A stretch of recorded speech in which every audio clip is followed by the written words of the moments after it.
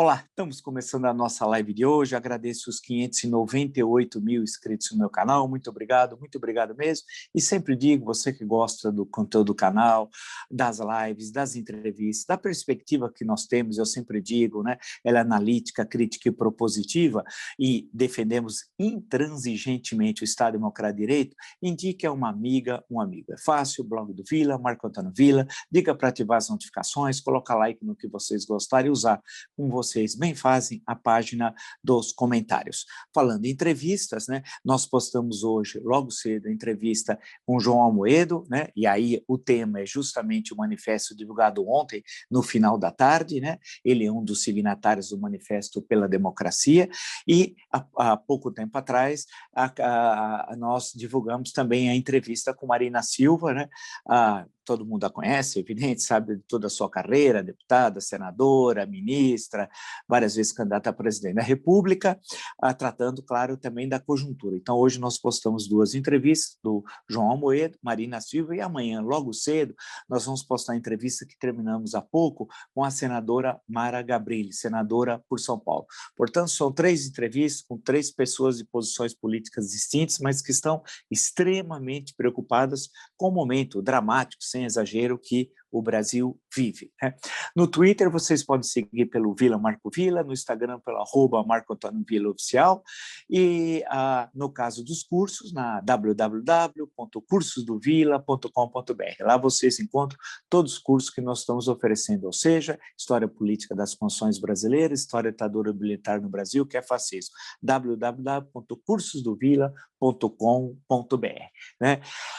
O dia, claro, estamos aguardando a live, né, do Bolsonaro, do psicopata, genocida e golpista presidente do Brasil. Vamos ver, né, o que ele vai dizer nessa live, mas o que importa até agora no noticiário são aquelas tragédias de sempre, né? Nós estamos vivendo uma situação econômica terrível no país, né? O recorde de desemprego, 14 milhões e 300 mil brasileiros estão sem emprego, a maior taxa, maior número absoluto da história, da série histórica, 14 milhões,3. Veja que situação, 14,3, situação gravíssima, a maior desde que foi iniciada a série histórica, né? O orçamento, faltam recursos para despesas obrigatórias. Assistam a entrevista com Felipe Salto no nosso canal, que trata justamente disso. A dívida pública ultrapassou 90% do PIB, 90% do PIB. Isso só para ver alguns dados extremamente preocupantes que estão aí na economia. Imagina, quando fala que não vai ter dinheiro, recursos para as despesas obrigatórias, nós estamos falando de aposentadoria, bônus salarial, BPC, benefício de prestação continuada, e etc, etc, etc, né? Portanto, preocupação, acho que de todos que são responsáveis, né?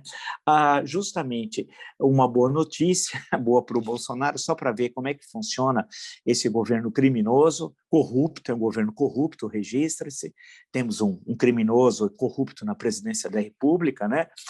As férias de Bolsonaro, em plena pandemia, custaram 2 milhões e 400 mil reais. Aqueles 17 dias que ele estava em Santa Catarina e no Guarujá, né? Isso quando nós já tínhamos 180 mil mortos, ele estava passeando durante 17 dias. É ou não é criminoso? Quem é que pode concordar com um governo que tem um presidente tão irresponsável como esse? Durante 17 dias ele passou férias e as pessoas morrendo.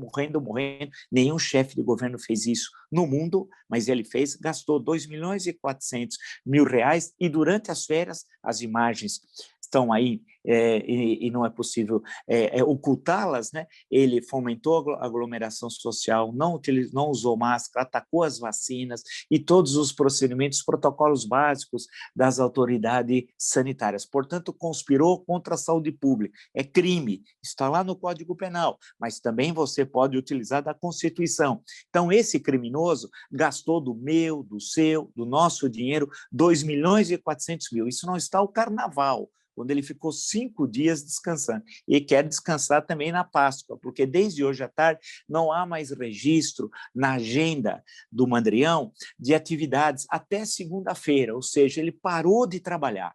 né? Ele parou de trabalhar. Esse homem é um criminoso, um perigo para o nosso país. Bem, e aí postou ainda hoje, vale destacar, eu estou usando como fonte UOL, usa um vídeo de junho de 2020 para minimizar a gravidade da pandemia. Quem postou primeiro é o criminoso, o seu filho Carlos, porque é uma Orcrim, é uma organização criminosa, a família. Tem o pai e tem os filhos. Os filhos nada são do que agentes do pai para desviar recursos públicos. Fizeram isso durante 30 anos.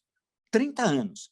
Então, o Carlos Bolsonaro postou esse vídeo, que é um trecho do Jornal da Bandeirantes de junho de 2020, como se fosse de ontem, né? E aí apresenta cálculos dizendo que a pandemia está controlada no Brasil, isso de junho de 2020. Nós estamos em abril. Em abril. Como é possível alguém achar que ainda há condições de estabelecer relações republicanas com um presidente que age dessa forma criminosa? Ou seja, isso aqui é notícia falsa. Ele continua divulgando fake news, saiu da reunião do tal de comitê da pandemia, atacando o lockdown. Em suma, ele é o mesmo. Há mais de um ano, quando essa crise já começou a se manifestar, as primeiras notícias já estavam mais palpáveis no Brasil em fevereiro, a primeira morte é em março, portanto, há um ano atrás, ele continuou agindo da mesma forma e ficará agindo desse jeito enquanto estiver na presidência da República. Né? Nós vivemos agora o pior momento da pandemia, ontem 3.950 mortes, passamos de 322 mil, hoje suplantamos 325 mil mortos, um número inacreditável. Só no mês de março foram 67 mil óbitos. E o mês de abril, se seguir essa dramática tendência trágica que nós estamos vendo nos últimos meses do março, do mês que terminou, nós poderemos atingir o número de mais 100 mil óbitos no mês de abril, ou seja, estaremos mais os 322 mil que já existem, estaremos nos aproximando de 500.000 de mortos. É possível manter um criminoso, um genocida desse na presidência da República? É evidente que não. E o Brasil está começando a acordar, o que é um sinal bastante positivo. O manifesto da semana passada dos empresários e economistas, né? Ontem, a manifestação, a protocolo de um pedido de impeachment, mais um, na Câmara dos Deputados, mas já numa articulação política melhor, e o documento de 6, vamos chamar de presidenciáveis, no Manifesto pela Democracia, que são sinais bastante importantes, né? Um deles, que é signatário, o João Moedo, tem essa entrevista que fizemos hoje, vocês assistam aí no meu canal, né? Eu tinha feito uma afirmação ontem e alguns até ficaram pensando, puxa, será que está correto ou não? Então, no Jornal Estado de São Paulo, chama-se Capitão Brancaleone, o artigo semanal do William Vac, em certo momento ele diz o seguinte: no episódio da demissão do ministro da Defesa e seus comandantes militares, Bolsonaro acabou de destruir o pouquíssimo respeito que os oficiais superiores ainda nutriam por ele. Alguns já se referiam ao capitão como ladrãozinho. Eu vou repetir. Alguns já se referiam ao capitão como ladrãozinho, pois tiveram de sobreviver décadas apenas a partir de seus soldos e olham com nojo o esquema de rachadinhas no qual a família está envolvida. É ladrão. Quer dizer, os oficiais, os altos oficiais do Exército chamam o Bolsonaro informalmente, uma forma delicada, de ladrãozinho. E aí você vai dizer assim, mas ladrãozinho e rachadinha é tudo inho, no Brasil os bandidos são inho, Fernandinho, né? Bolsonarinho, rachadinha, ladrãozinho, como é que é? É o peculato, né? Eles desviam de dinheiro público, peculato, ou seja, eles roubavam, eles são ladrões. Como eu falei ontem, os oficiais do Exército me chamam ele de ladrãozinho, que passou décadas roubando, 3 décadas. Não é um fato ali que já era grave, esporádico, não, 3 décadas e de uma ação coordenada da quadrilha, com os filhos criminosos, e ele roubando, ele em Brasília, primeiro no Rio, 2 anos, e 28 em Brasília, né, nesse esquema, falsificando notas fiscais, funcionários fantasmas, e está tudo comprovado. Só que a segunda mulher, o ladrão, o Jair Bolsonaro, ou ladrãozinho, como preferem os oficiais do Exército, de acordo com o jornal Estado de São Paulo, o ladrãozinho comprou em 10 anos 14 imóveis. Então, é importante esse registro para saber com quem nós estamos tratando. É um genocida, um incompetente, um incapaz e um ladrãozinho, né? Um ladrãozinho que só não roubou mais porque não tinha condições de assaltar o erário como gostaria. Então, fazia rachadinha. Enquanto isso, os oficiais do Exército estavam labutando, trabalhando, estudando, servindo o Brasil e recebendo soldos, muitas vezes abaixo do que mereceriam. Bem, isso é importante, isso aqui, que reforça o que nós já comentamos, né, em encontros aqui anteriores. Não é um delírio nosso aqui, não, é uma constatação, ele é ladrão, ou, como preferem alguns oficiais do Exército, falam o ladrãozinho, comparado com outros escândalos de corrupção que nós poríamos o aumentativo, né? A questão toda, e você vai passando, quer dizer, vai vendo todo o noticiário do dia, mas tem uma questão analítica, algumas questões analíticas, e aqui esse espaço procura ter esse tipo de reflexão, para a gente pensar um pouquinho além da árvore e ver lá atrás a floresta.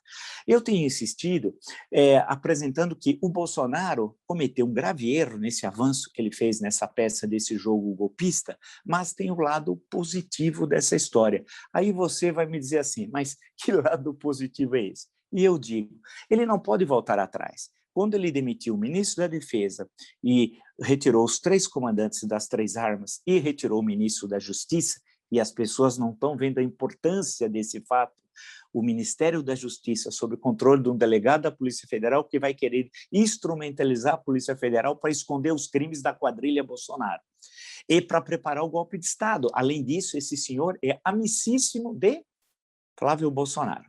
Então, perceba a articulação e note o que isso tem a ver com a pandemia e com a tragédia econômica. Nada. Se você faz esse tipo de movimento, é porque você almeja algo no campo político, não no enfrentamento da economia e da pandemia. É o golpe de Estado, né? Dá para entender.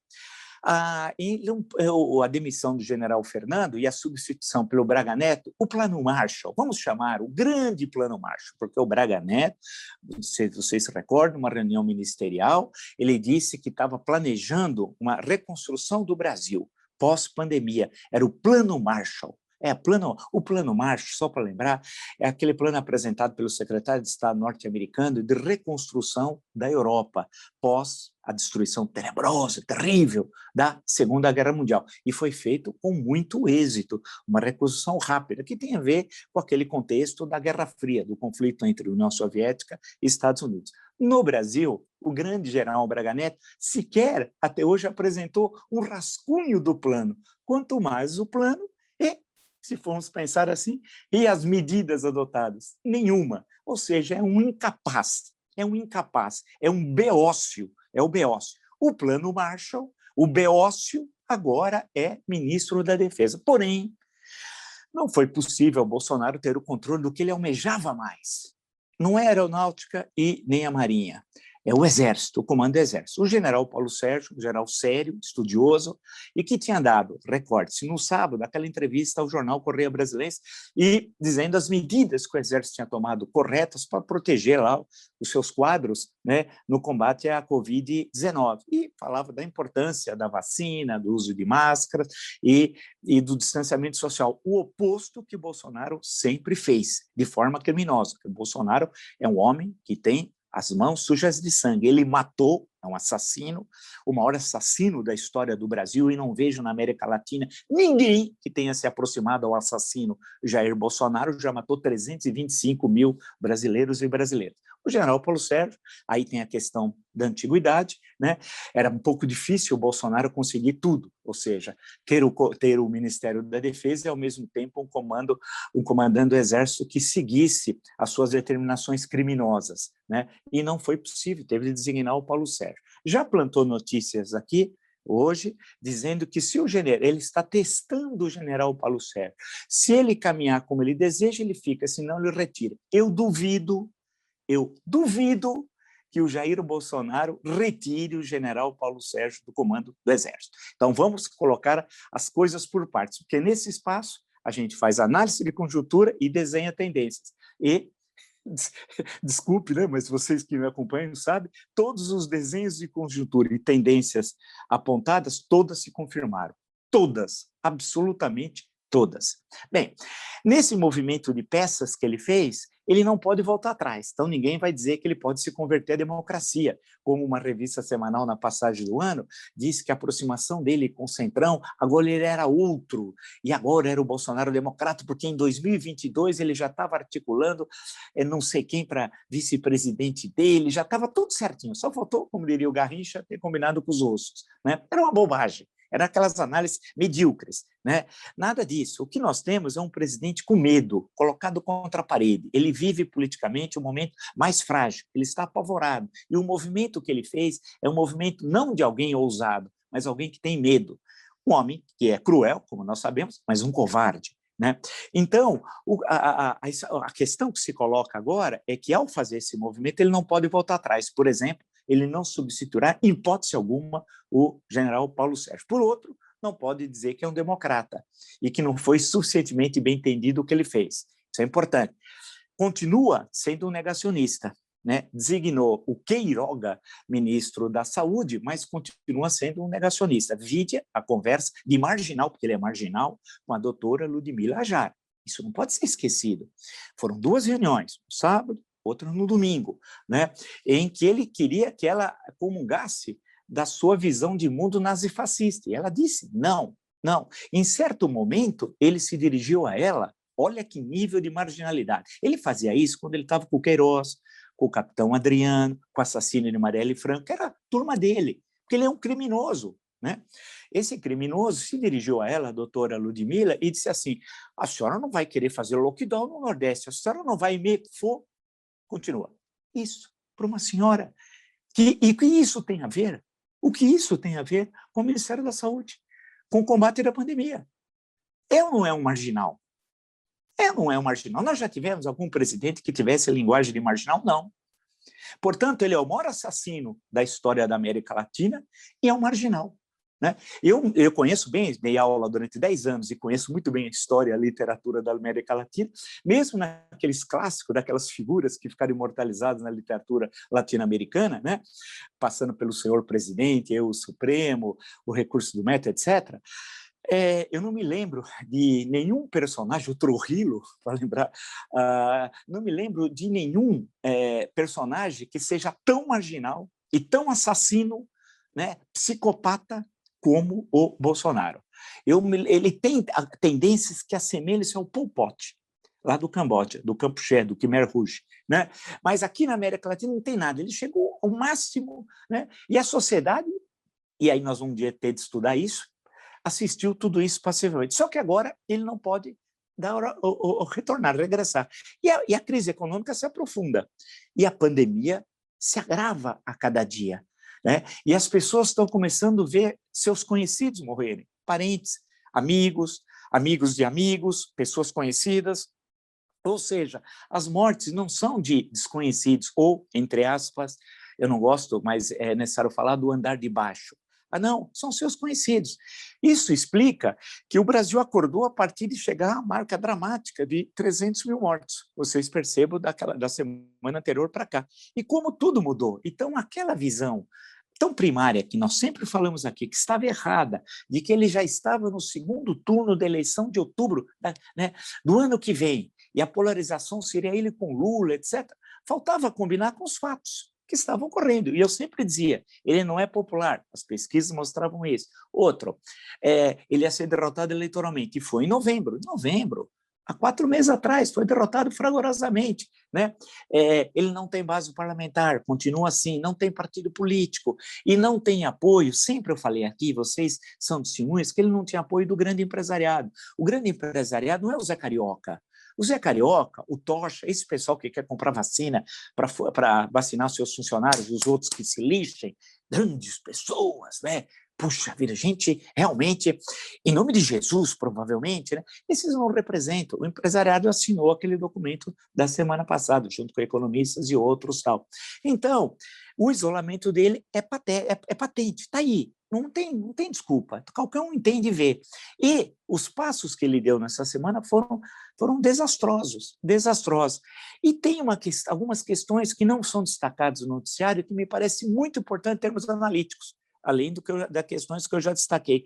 Uma delas é que, a partir do erro que ele fez desse movimento de peça, especialmente em relação ao Exército, ele vai jogar todas as suas forças nas PMs. É ali que ele vai precisar das PMs para dar o golpe, porque no Exército ele não vai ter o apoio.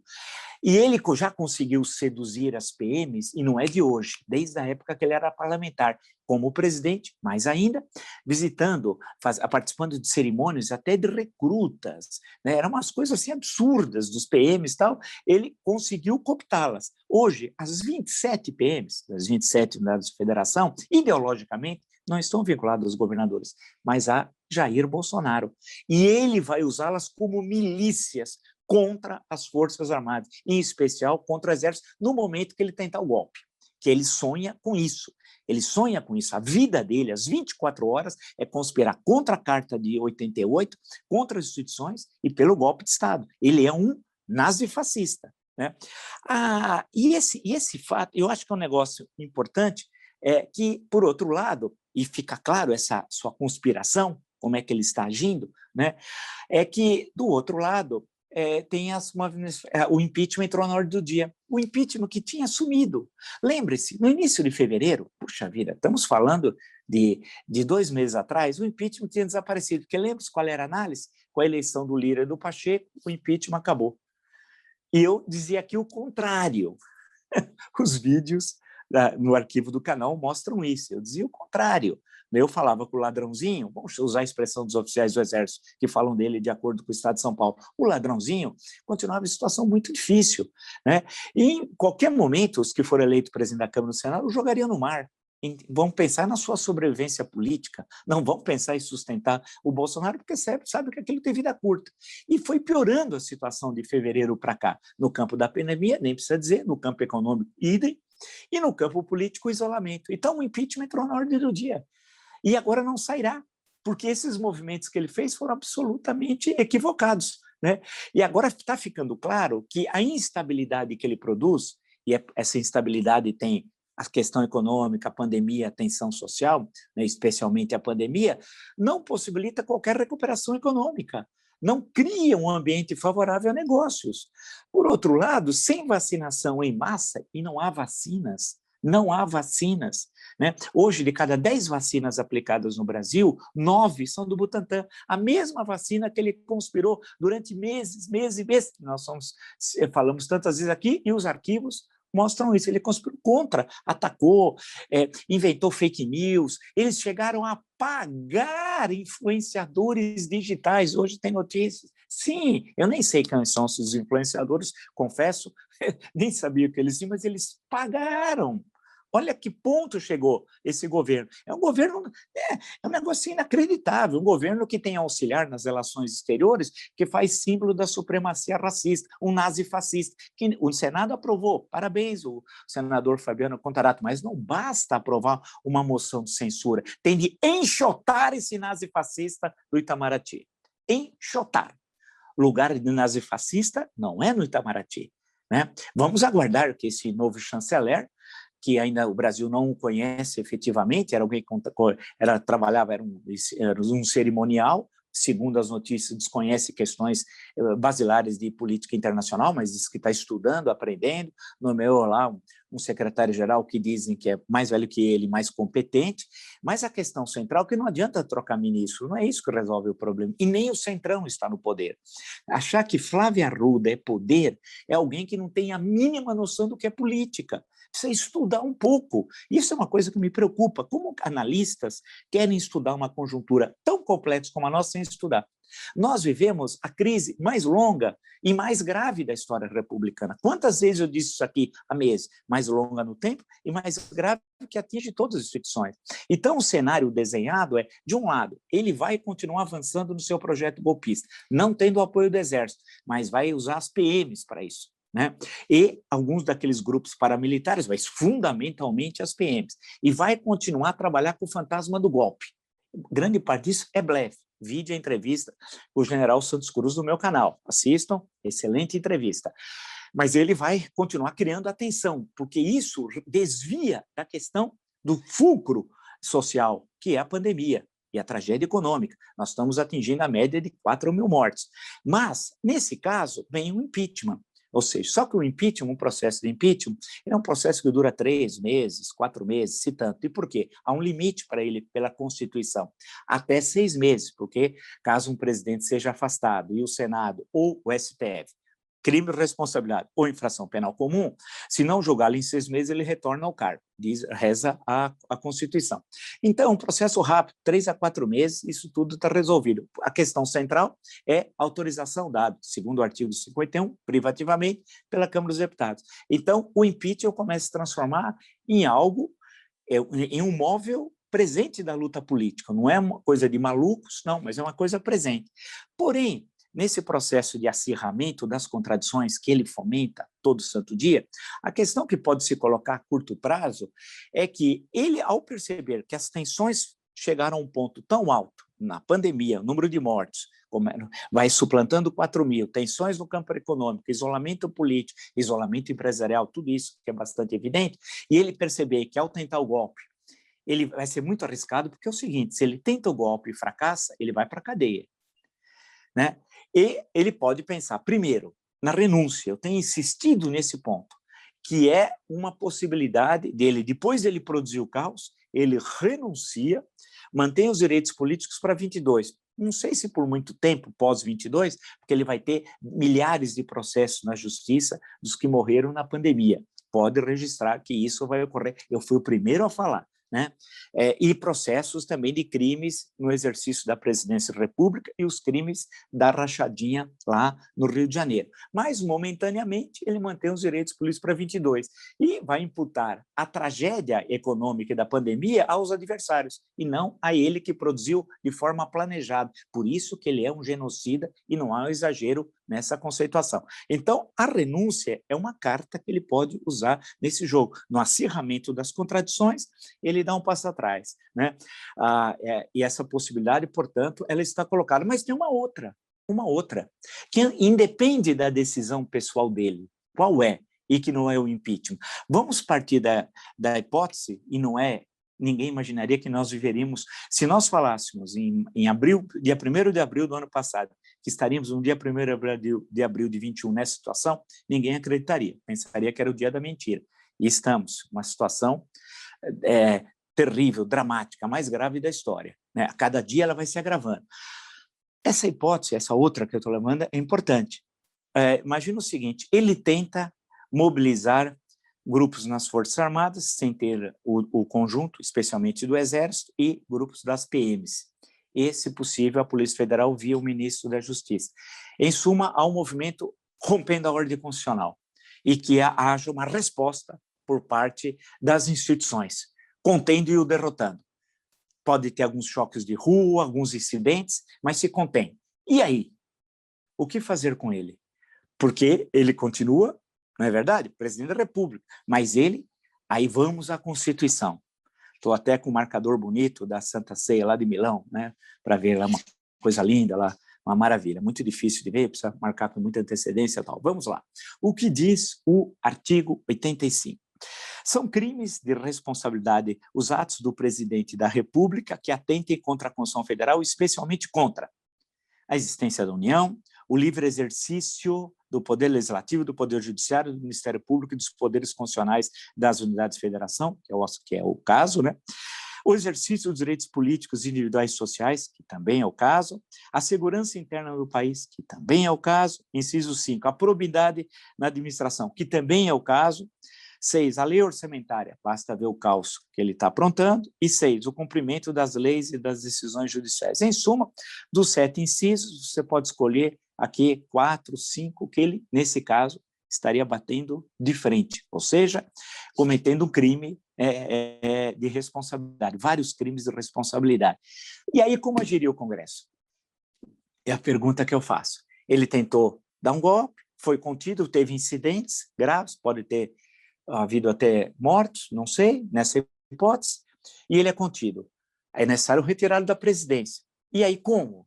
Se o instrumento seria ou a renúncia, ele não renuncia, nessa hipótese, e você não vai abrir um processo de impeachment que vai durar 3, 4 meses com o presidente que tentou um golpe de Estado que levou, eventualmente, né, nessa hipótese, entende? Espero que não ocorra mortes de brasileiros.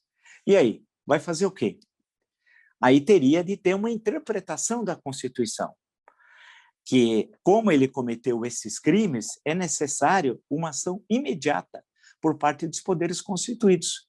E a ação imediata é a retirada dele da presidência da República, não seguindo o que determina, né, o artigo 86, admitida a acusação contra o presidente, 2/3 da Câmara, ele será submetido perante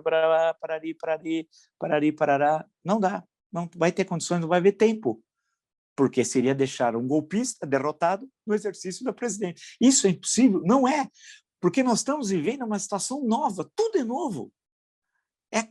Essa crise é mais difícil de ser interpretada e para ser rompida e para ser vencida, porque ela nunca foi tão longa no tempo como qualquer uma da história da República e nem tão profunda. E a solução vai precisar criatividade. E nessa hipótese, que não é impossível, quem imaginaria que o presidente da República fizesse o que ele fez no ano passado, março, abril, maio, até a prisão do Queiroz, né? Que só foi contido graças especialmente ao ministro Celso de Mello. O Brasil tem essa dívida com o ministro Celso de Mello, recorde-se. Então, ele infringindo, portanto, esses incisos, e desses 7, no mínimo 5, se agisse dessa forma, a resposta tem de ser imediata. E não há nenhum disposto explícito na Constituição para uma situação anômala como essa. Se eu estiver enganado, algum constitucionalista me corrija, mas não há, porque o que é determinado é o artigo 86. E o artigo 86 é muito claro, porque é o seguinte: no 85, o parágrafo único diz: esses crimes serão definidos em lei especial que estabelecerá as normas de processo de julgamento. Não há lei especial. Foi considerado que a Lei 1079, 10 de abril de 1950, foi recepcionada pela Constituição, mas se você lê-la, é fácil, basta acessar, ela não se aplica em totum ao disposto aqui na Constituição. Teria de ter uma lei especial. Não há. Mas ela foi considerada recepcionada. Vamos em frente. Aí o artigo 86. Admitida a acusação contra o presidente da República por 2/3 da Câmara, será submetido ao julgamento perante o STF nas infrações penais comuns, só quem pode acusá-lo nesse caso é o Procurador-Geral da República, né? Ou perante o Senado nos crimes de responsabilidade, que seria o assunto, ou a questão em tela. Porém, não dá para abrir um processo de crime de responsabilidade quando o presidente tentou um golpe de Estado e mantê-lo no exercício da presidência. E a pergunta é, e aí? O que fazer? Ele tem de ser retirado da presidência da República. É necessário buscar, portanto, alguma solução original. Eu sempre lembro de exemplos históricos, né? Vamos olhar novembro de 1955, né? O episódio Carlos Luz. E aí, primeiro teve Café Filho, forjou aquela doença, vem o Carlos Luz, eu posso de uma hora explicar com mais calma isso, e aí tentou um golpe para impedir JK, que venceu a eleição no mês anterior, tomar posse em janeiro de 56, né? E aí o Congresso considerou, retirou o Carlos Luz da presidência e deu posse ao presidente do Senado, que era o presidente do Congresso Nacional, Nereu Ramos, que assumiu até janeiro do ano seguinte, quando deu posse ao presidente eleito diretamente em outubro do ano anterior. E quando o Café Filho quis voltar à presidência, o Supremo Tribunal Federal empurrou, quando foi apreciar a questão, estava totalmente prejudicada, já era final de 56, porque desde janeiro do mesmo ano já estava na posse da presidência da República o presidente eleito e o mandato já tinha expirado do Café Filho, né? Então, olhar a história é sempre bom. Pode ser uma solução a lá novembro de 1955. Por isso que nesse espaço, né, a gente busca algumas visões, né, saindo do lugar comum, né, do senso comum, da filosofia das massas, e busca uma análise um pouco mais complexa. E aí é necessária a história, a política, a antropologia, a filosofia política, né, para entender esse momento, que é o único da história brasileira. É o mais difícil de ser compreendida. Como eu falei, das tipologias das crises, desde a fundação da República, em 89, passando por a década de 20, foi complexo, 1930, a década de 30, então nem se fala. Depois, queda de Getúlio em 45, os episódios de 50, os episódios de 54, 55, 61, 64, mais recentemente, 1992, 2015, 2016, não tem, nenhum desses se aproxima a gravidade e a complexidade desse problema, né, dessa questão, dessa crise, né, que vai ter de ser resolvida. E aí, encerro a nossa conversa de hoje. Veja que eu estou colocando questões absolutamente novas, vocês não viram isso em lugar algum, né? Uma outra questão, que eu insisto, e aí a história do Brasil nos mostra, conciliação.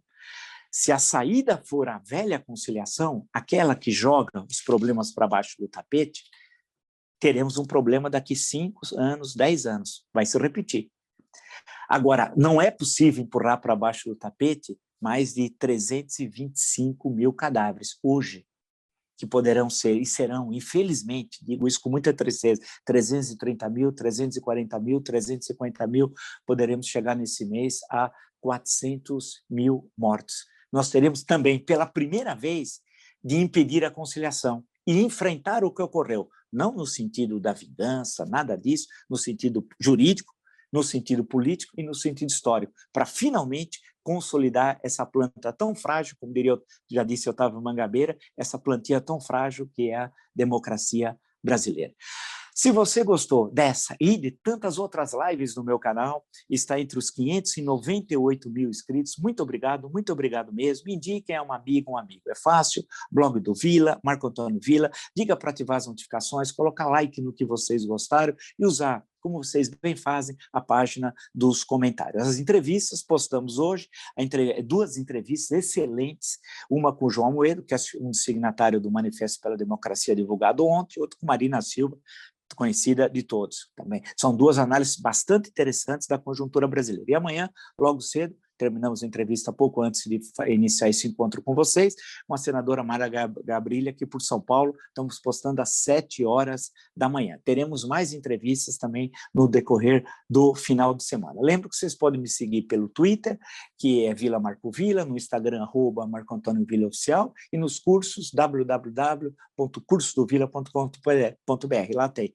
os cursos 3, História Política das Constituições Brasileiras, História e Ditadura Militar no Brasil, que é fascismo. Basta acessar, portanto, www.cursosdovila.com.br. Nos encontramos, então, amanhã. Até!